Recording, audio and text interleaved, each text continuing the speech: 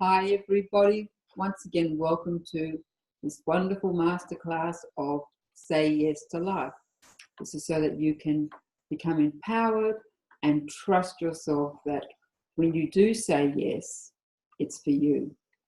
We have a guest today, another one from Australia, so we're quite excited about that. As you can imagine, see, we're Australians, and it's lovely to connect with Australians from different states that are actually living their path and their truth. So we have Tamara Gurney, who is from South Australia, who has joined us today, and she will share her wonderful story. And I think we'll let you, Ray, tell everybody. Okay, Vicky, I'll just read a short bio of Tamara's. So it's Tamara Gurney is a mentor for the inner alchemy that guides clients to reclaim all of themselves, including the aspects that were repressed through self-judgment, so they can embody their divine selves and ascend in consciousness. She shares the secrets of working with divine feminine processes to fully embrace and accept your experience here on earth. She is a mentor, intuitive guide, homeopath. Her deep passion and soul's purpose is to raise the vibration of the collective consciousness into one of pure, heart-centered consciousness, to guide and facilitate your own unique awakening and embodiment of your divine self, to trigger the memories of your multidimensional being, which leads to your remembrance of the fullness of who you truly are.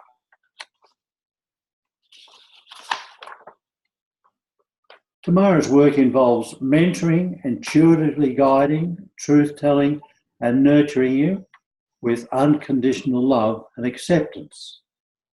Her medicine is deep, fierce, and all-encompassing. Now here I quote her actual words. I see, know, and feel the fullness of who you really are. It's an honour and a blessing to guide you back to knowing it and embodying it fully in this lifetime. I believe that our relationship with ourselves is the most important and most honourable relationships to have. And it's that relationship that she works with together with people. Wonderful. We're working with the most consciousness, which is so important nowadays. So, as you know, we're talking about saying yes to life. So would you like to share with us when you can remember, the first time you can really remember that you said yes? And to life, to me, is saying yes to yourself. It's like I'm embodying who I am. Can you remember the first time, and would you like to share it with us, please, Tamara? Oh, thank you, guys. That was a beautiful introduction. I don't have one particular sort of moment where, you know, the light came on and I said yes to life. I was born pretty awake and aware. And so I kind of came in knowing who I was and really embodying all of my sensory gifts and intuitiveness and knowing and connection to all that is and all of my spirit guides and my higher self. My journey was more about going through painful experiences in my childhood and basically shutting it all down, and really hiding from myself, and then to go through a remembrance later in life. So it was in my 20s that I really started to say yes to me, and to stop hiding and stop bypassing my truth and my power and my gifts and all that I am. So yeah, and then from there I just kept saying yes, most of the time, not all the time, that's for sure. But yeah, it was in my 20s, and then I went deeper and further into myself and my soul's purpose throughout my 30s, and now that I'm in my 40s, it's just a constant yes. You know, it's evolved into whatever it is that's, you know, that I'm experiencing within my experience of life, I say yes to. Yeah. No matter how painful it is, no matter how joyous it is, I'm saying yes, because I want and understand that it's that process of saying yes to everything that we're experiencing that facilitates our remembrance and our awakening and our expansion and the embodiment of all that we are. So, yeah. Yes, exactly. And it's quite amazing and wonderful that as that small child you came in with all those gifts, because I think your generation are more aware. Unfortunately, they had parents like us who weren't that aware when we now as we're little ones, and we're sort of, you know, we played, but it wouldn't. I think you see the parents nowadays, and they're so much more open to what the children are about, and they're accepting it. So even like you said, you had that knowingness and awareness, and everybody and everything was around you, but you still closed it down. So congratulations on actually saying, I'm back here again, thank you very much, let's play. So that's wonderful, isn't it? It is. It is, yes, it is. It is great joy when you start playing.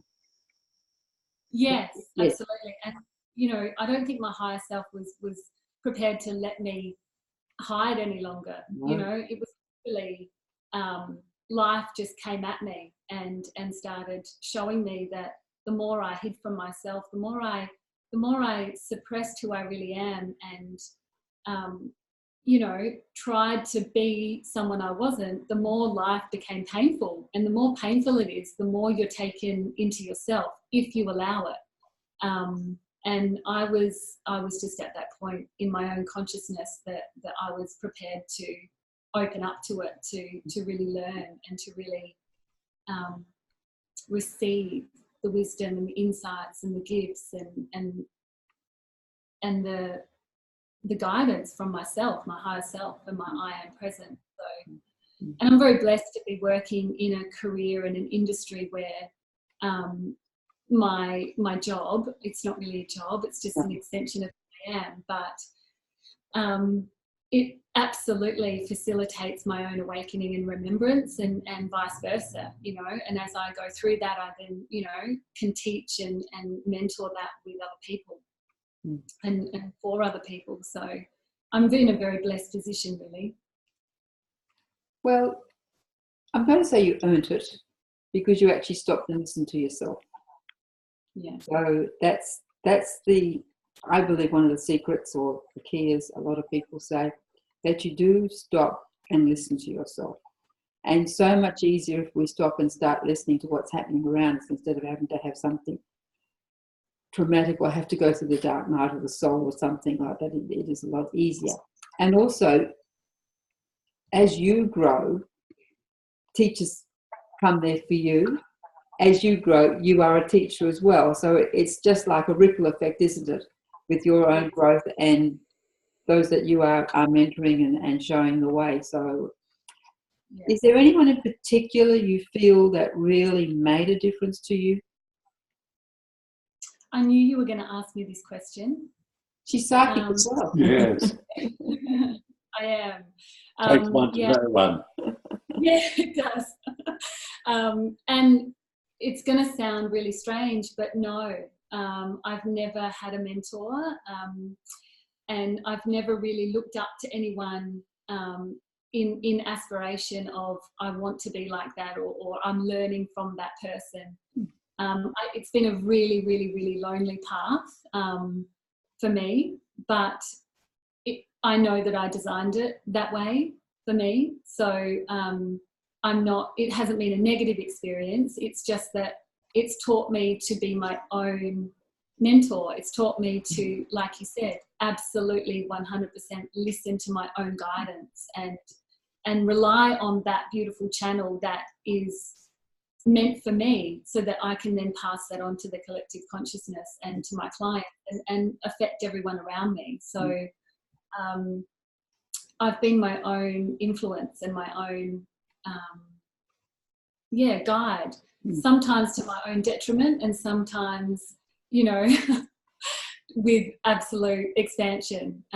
But and that was all part of the learning. That was all part of me going deeper and deeper and into myself. So I've learned the hard way, but it's been the absolute best way for me, and I don't regret any of it. So yeah. And you know what a guru means, don't you? G-U-R-U. G-U-R-U, yes. I haven't heard that in years. I forgot that.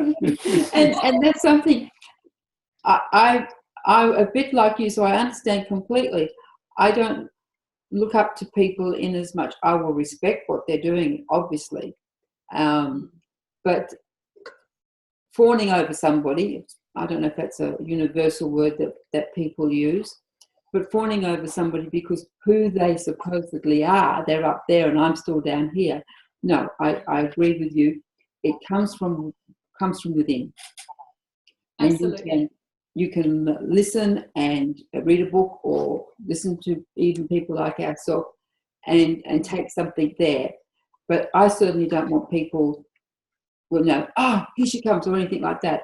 And I think a lot of us actually tend to hide because we don't want that.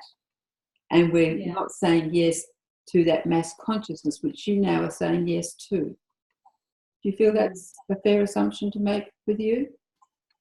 I do. And I believe that the greatest teachers on the planet at the moment are the ones who are reflecting back the magnificence within others.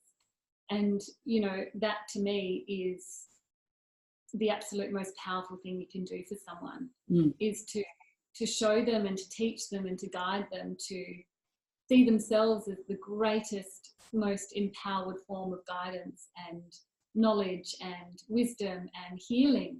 You know, it's nothing or no one outside of yourself. And I do believe that the greatest teachers on the planet at the moment are doing that. Some aren't. You know, there are plenty of people in the spiritual industry that, you know, are unconsciously or maybe consciously still teaching and leading from a lot of their ego or their pain or their wounding or whatever. It doesn't matter. But yeah, absolutely, the greatest teachers are within themselves, not needing that label or, you know, are really doing the work within themselves and just being, and leading from the heart, absolute depth of their heart and soul. Well, we were very fortunate. We met a couple like exactly how you were describing them. And Gareth now has passed, but Norma is still waving her magic wand around. And they would just so quietly talk, and there was never any pressure. You never felt uncomfortable. You were always comfortable with them, and they were so giving. But you learnt so much. You went away, and I mean, I still say things that Gareth taught me. Not that he was teaching me that, but he used it. That's how he lived. Yeah. And it's that wonderment that you can look at a man or a woman and really realise that they are being true to themselves. Authentic. They're authentic, yes. Absolutely. You can smell it, you can feel it, you can sense it, you can hear it in their words, it's the way they hold themselves, it's the way they laugh, it's everything, you know. And the way they enjoy life. Yeah. Yes, absolutely. Yeah. They're not conditioned, you know, they're just not attached to how others perceive them. They're just in the absolute freedom of being themselves. It's so beautiful. Yes. And a lot of them come from a background where they've had to work hard. I'll use it in those terms to get to where they are. You know, they've gone deep within and they've had whatever happened in their life, but they like you say, they go deep within, and then they're just present, absolutely just present, as I'm seeing you ask, which is it's beautiful, isn't it? Yeah. So we know right now you're going through I'm going to use the word tough time, but I don't mean as in tough, because it's a beautiful time for you, because you understand what you're going through. and we did discuss this beforehand, so I'm not throwing a curveball at Tamara, because I feel that what she's going through right now will probably help, not today, not tomorrow, but there's going to be some wisdom in what she is going to share with us. Her father has cancer, and he's not in a good shape in that sense. But through her love and care, can you go through a little bit of your pain and how you're actually able to go there, be centered, and then blossom? Sure. Well, where do I begin on this one? Wow. Yeah, my dear dad is very unwell with cancer at the moment, and I'm being very faced with life and death, and I'm very close with my dad, although for a lot of our lives we weren't close physically. We've always had an incredible deep connection where it didn't matter if we didn't see each other physically. We've just always walked side by side no matter what. And so when he got sick, it instantly brought up, as it would for anyone and everyone, lots of deep emotion and fear and anxiety, and my inner child, my little girl, instantly stepped forward to be received and nurtured, and it's just been, in particular for the last couple of months, an extremely intense journey, personally, as well as just supporting him and walking beside him as he goes through his own personal journey with himself and his life and his body. So what I've really come to realize about life and the experiences that we have is that one of the greatest and most graceful experiences is pain. And I never would have said that previous to this, because I've experienced, a lot of pain in different ways throughout my life. And I've always kind of, in particular in my early years, 100% suppressed it and tried to avoid it, with anything, whether it be through spirituality or alcohol or drugs or sex or, thoughts, whatever. But now that I'm going through this at the absolute perfect time, I've said yes to the pain, and I've said yes to the fear, and I've said yes to every single emotion that has presented itself within me. And it has literally broken my heart open to a depth and a level that only this experience with my dad could. And I've also been very blessed to have the guidance and insight from my higher self and all of my spirit guides that, the purpose behind it for both myself and the deepening of my relationship with myself and the deepening of my soul's mission and my work, which will transform through this experience. And it's been the most incredible journey so far. And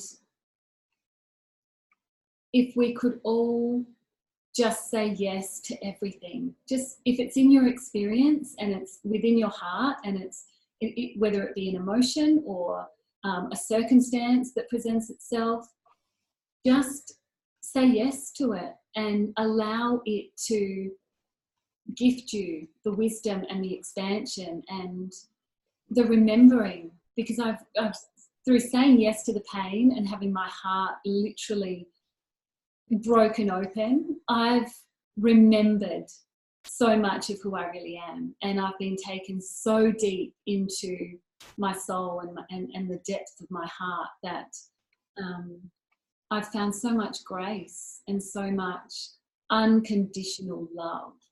And that's, I think, pain is one of the greatest facilitators of connecting and meeting and greeting unconditional love for self and also for those around us. And yeah, so it's been, I don't always come home and go, oh my God, it's been so graceful today. You know, I've been howling and I've screamed at spirit and said, now that it's here, and I know that my dad and I agreed to do this before we came in, but I don't want to do this now. And I've screamed, going, no, not now.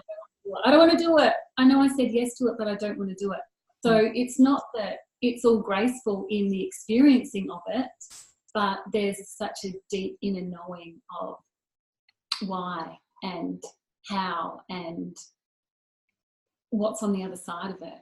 But you mentioned earlier, Vicky, about presence, and that would have to be the greatest tool that we all have in saying yes to life. If you say yes to life and you can show up with absolute presence in the pain, presence in the joy, presence in the remembering, presence in the fear, then that's all you need.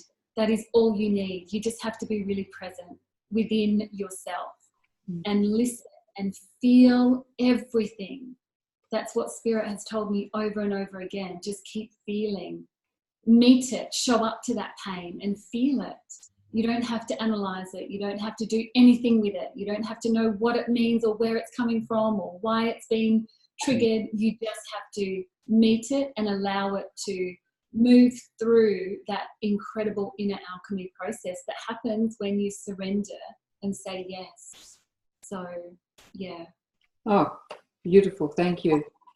That was really, really beautiful, because we do suppress so much, whether we hit a bottle, we hit drugs, whether medication, drugs, or we get lost in a book, or we go to the movies. And even sometimes I feel that even when you know, we go out in nature and we sit with nature, you can get lost in that and not really have to face what you need to face, because you can, to me, unless you're present with that tree or that bush or the ground you're sitting on, you really feel it and go deep within that, you're really still hiding. Absolutely. You're walking, but you're not feeling each step as you take it. And you said something before, Tamara, about laughing. I have a very, very strange laugh, I'm told. Sure have. And my son laughs the same as me. Isn't he lucky? But, you know, I never laughed. I didn't laugh because everybody told me, don't laugh, Vicky. You have a funny laugh, or whatever they used to say. So I just didn't laugh. And I have a bit of a sick sense of humour at the best of times. So can you imagine suppressing that? And it wasn't until I was well in my 30s that I heard somebody who was well respected in our community laugh like me. And I thought, well, nobody's looking at her as if she's strange. Nobody's telling her to be quiet. And I started laughing then. And I had people say, oh, I do miss your laugh. I do enjoy hearing your laugh. I'm going, really? For all those years? And I think that's what you're saying here. If you suppress things, as simple as a laugh, that you're hiding from yourself. You're not being, as Ray said, you're not being authentic to who you are. And whether we have to go through the pain that you're going through, but the gift is your heart has opened up so much. Yeah. And we can feel it with you sitting here today, can't we? Absolutely. Yes, and it's just beautiful. So it's quite amazing how you say you can go through the pain, but don't go through it, feel it. Yes, feel it. And touching on your laugh, Vicky, when I first spoke to you on the phone, as you know, I was in a very emotional state of being, and I didn't call you back for a couple of days or a week or something. I heard your laugh, and it literally shifted me into a different frequency. So and what I want to speak to that is that all of us have a unique expression, an absolute unique expression, and a unique blueprint of how we express our I am presence and our higher self and all that we are. And your laughter is your medicine. It's your unique medicine. And so, suppressing that means that you're literally withholding your medicine from all of those around you. But it was instant. You know, all I wanted to do with you was laugh. And I just went, that's magic. That is absolute magical medicine. So, yeah. Oh, that's great to hear. I do some good sometimes. Oh, my son was laughing. We had a boy up and he was going for work experience, and Dacre was going to go to a private school. And this boy said to him, oh, don't you dare laugh like that when you go, you'll be killed. And I noticed he stopped, absolutely stopped. I mean, he started again, thankfully, but for that period, so he fitted into that system, he closed down. So it's so easy to close down anything within you, and quite often you're not even aware of it. Yeah. No, exactly. Yeah. And we're also very conditioned to do that like that, you know. So how often do we tell a child to stop crying or stop being silly? Or, you know, in schools you've got to fit into a perfect behavioural, you know, conditioning. Yes. So we taught it from day one, you know, unless you're a very conscious parent and in a very conscious system of schooling. But yeah, it's so easy, and yet it's so difficult to then open up again and to step out of that what we think is a comfort safety zone, but it's not. But yeah, it's very detrimental. And I think actually the greatest pain we can feel is separation from self. You know, that is the ultimate human condition, separation from self. When you're not aligned and not authentic and not showing up, you know, in all that you are, in every expression, it is the greatest pain we can feel, because it's not our natural state of being. So, you know, the more we, I love being weird, you know, I love being different from everyone. I'm an Aquarian and I've always been different. I've never fitted in. Everyone's always thought I was this crazy witch and crazy. And, you know, I grew up in a family who thought I was fucking nuts.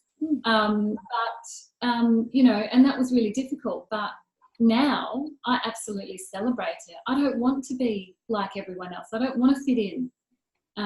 You know, it's a celebration of what I'm here to express, and to not align with that is deep pain. So I remember going to a talk with Greg Braden. I don't know if you know him, and a lot of people obviously would.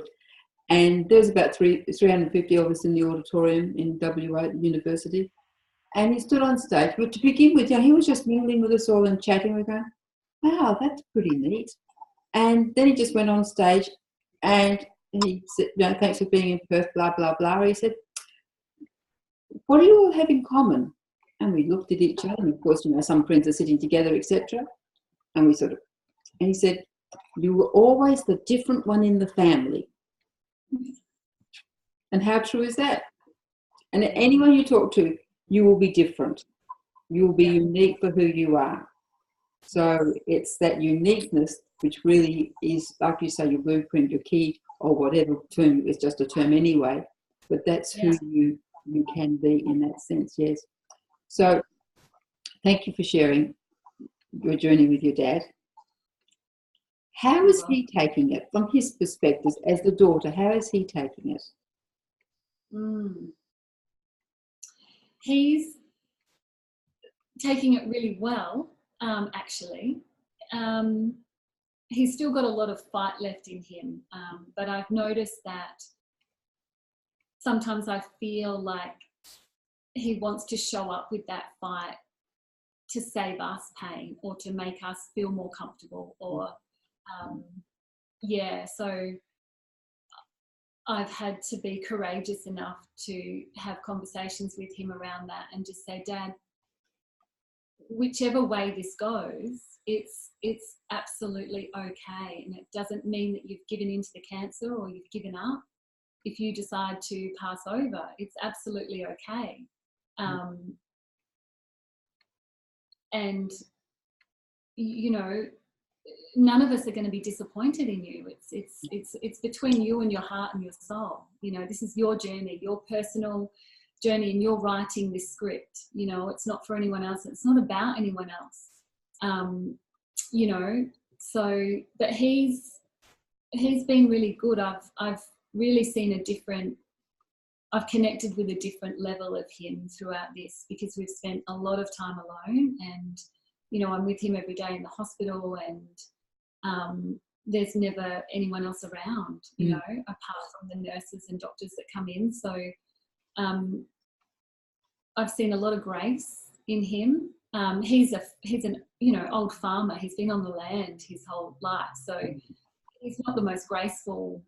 You know, he's a Aussie country, you know, man. So yeah, yeah, absolutely. So yeah, it's been really beautiful, and he's really quite easygoing with it.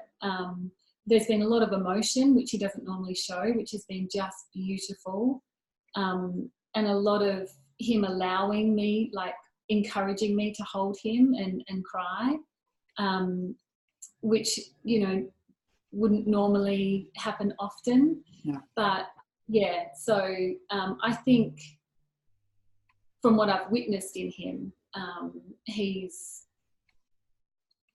pretty graceful and easeful and open with it. I can certainly sense anxiety and fear within him around where it's headed. And if we you know, if we go by what the medicos are saying, then, you know, he's definitely within the dying phase and stage.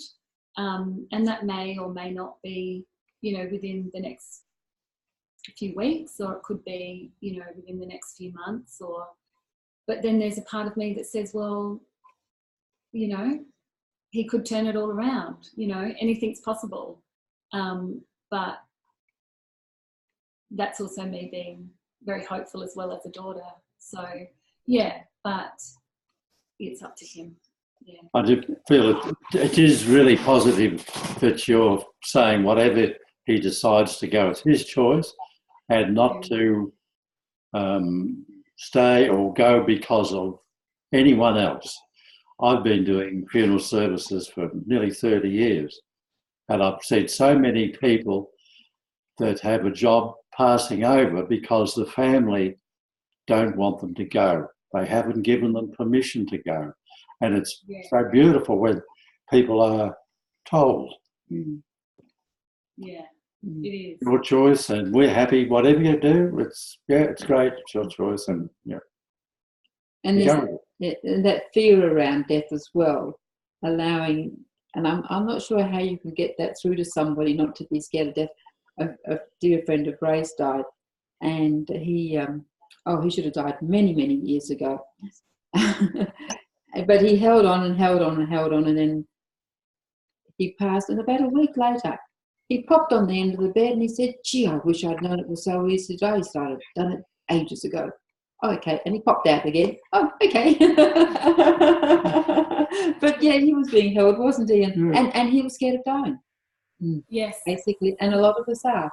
I mean, I can never remember being scared of death when I was a child, and I don't think I am now, but I have got to that deathbed a few times, and I kept saying no. So I'm still here. Good to put up with me. Well, the angels did come for her a couple of times a few months ago, and she said, "Can you feel them?" I said, "Yes." And I said, "Well, do you want to go?" And she says, "No." I said, "Well, tell them to piss off." And Becky said, "Well, you can't say that. They're here in service." And I said, "Well, they could go." So we're here. It's no wonder you're doing a summit that says yes to life. It's no coincidence that this summit is called Say Yes to Life. No, not at all. Yeah, and Ray, yeah, for sure. Yeah. And I think with the death subject, I think we think of death only as the end of life, as the end of being physical, the end of that breath. But I think if we really look at death being a part of everyday life, in every season, in every breath, in every cycle, in how our bodies die and regenerate.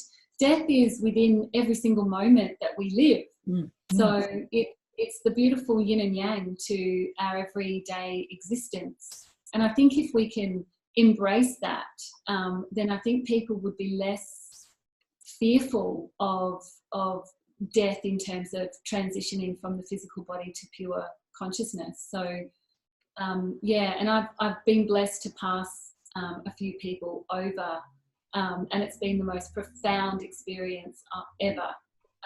And so it was really from there. And I used to, as a little girl, see lots and lots and talk with lots of people who passed over, and a lot of galactic beings, and you know, they were my world more so than my physical human family. So yeah, I've never really perceived death to be death as an ending, because there is no such thing. You know, we're infinite beings. There is no such thing as death. You know, that's a really hard. I think it's more about the just the fact that people are no longer physical, you know, in our everyday lives, that causes the most fear and grief. But and just, you know, of course, people who don't understand or have that conscious understanding that there is no such thing as death, they will continue on. You know, the fear of the unknown is more about the fear of death, I think. Just not knowing what's going to happen, you know, what's over there. But it's just pure ecstasy and pure bliss. So yeah, I'm kind of looking forward to it. I'm really happy to be human now, but you know, I'm looking forward to that experience of that transition, to be honest. Yeah. Well, you've already had it before. You don't have to really look forward to it as now. It is a fascinating subject, and when you say, you know, you talk to people who have passed and things like that, it is and we do dream walking with people, and it is a fascinating subject, and it's not one to be scared of. But you know, you'll go to hell if you don't behave yourself, and that long red tail and the fork or whatever else. So there is that fear about it. So yeah, I would like to thank you for sharing this beautiful story, because we're talking about the end, but we're actually really talking about the beginning. Yes. And I always say when I go to a funeral, this cries and this rejoices. And the first time I really felt that was with a young boy. He was 22, who was like a son in a sense to me, and he committed suicide. Now, he never thought he'd make 21. He made 22. And I was sad, but I was happy at the same time. And I thought, Roger, this is what you wanted to do. You knew this was going to happen. There's all that conflict, the human conflict. But the soul inside of me was going, it's okay, he's happy, it's or whatever, you know. Not in those words, but it's that understanding. And I think if we go back to what we're talking about today of saying yes to you, it's that understanding that there are no mistakes. You can fail, but you never fail. You cannot be successful, but you're always successful. And though we don't live in the duality now, because mass consciousness has changed so much, it's not being hard on yourself. And that's what I think Tamara is showing us, that she's going through this. And I'll call it a beautiful stage in your life, because it is, that you are embracing it. And even though it's your dad's final stages of his life, like you say, 3-6 months, who knows, it's his choice. But you have said yes to that, as well as saying yes to actually being here today and talking about what we've been talking about your dad. So I think you will look back on this and really feel, I'm getting a good comfort out of it. Yeah. And you graciously shared this beautiful, beautiful human, touching angel story, if I can call you an angel. Thank you, Vicky, and thank you, Ray. It's been an absolute honour to be here with you and Thanks. have a beautiful, authentic, open, you know, compassionate conversation and be real about it. And that's one of the things I really believe needs to be shown and embodied within the community, is just being real, you know, and feeling everything that the human feels without judgment, but meeting it with absolute compassion and acceptance, and, you know, and saying yes to everything. You know, it's what it's all about. But just make sure you show up with that yes to, you know, make sure that you meet it with compassion and acceptance and open heart. Yeah. And you're saying yes to you, not yes to everybody else. Exactly. Yes to We're very, very good at saying yes to everybody else. So you have a free gift for everybody today. I know you. Would you like to share that? I do. So if you guys would love to sign up to the Soul Speak Tribe on my website, the email list, you will receive 15% off my online store, and there's plenty of beautiful goodies in there for you guys to help you and support you on your journey of remembrance and awakening. And I'm sure you'll get plenty of people doing that after our talk today. So have you got anything to say? Well, you've probably got plenty to say, but he hasn't been able to get much in today. No, with two ladies, I don't have much choice, but I did get a few little bits in. You did. Thank you, Ray. You get me on my favourite topics of Yeah. life after death and that sort of thing. And I can go on for a long time, so, but the time is getting by, so I think we'll have to say goodbye. I think we will. So everybody who's been watching, I'm sure you can quietly reflect on what's been said today and what's been shared from the heart. And perhaps go into your heart and just feel of where Tamara and her dad are. It's a safe place to go. And I know we will wish her well, we wish her dad well in this transition of their life together. So we have another guest tomorrow. Life keeps going on, as we say.